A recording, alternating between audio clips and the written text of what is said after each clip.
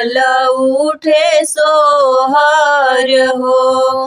कहवा में राम के जन्म भइले, कहवा में कृष्णा के होय ललना, कहवा में बाजेला बधाई महल उठे सोहर हो। अयोध्या में राम के जन्म भइले, मथुरा में कृष्णा के हो ललना, गोकुल में बाजेला बधाई महल उठे सोहर हो। अयोध्या में राम के जन्म भइले, मथुरा में कृष्णा के हो ललना, गोकुल में बाजेला बधाई महल उठे सोहर हो। कृष्ण के भइले जन्म तो देवलोक में खुशी भइले, देवलोक में खुशी भइले हो ललना, देवकी के खुशी आया पार तो मोरे कोखी कृष्ण जन्मे हो।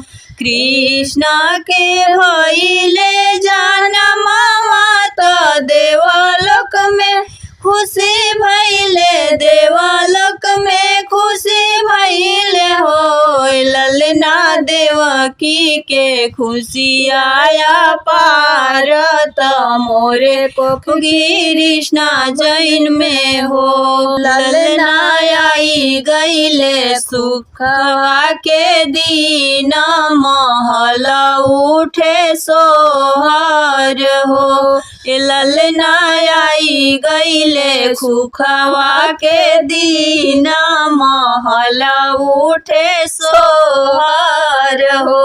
गोकुल में बाजेला बधैया तो बाजे सहनैया, तो बाजे सहनैया नु हो ललना, नंद बाबा सोनावा लुटावेले, यशोदा मैया गावेली हो। गोकुल में बाजेला बधैया तो बाजे सहनैया, तो होए सहनैया नु हो ललना, नंद बाबा सोनावा लुटावेले, यशोदा मैया गावेली हो। ललना मोरे कोखी बबुआ जनमले, महल उठे सोहर हो।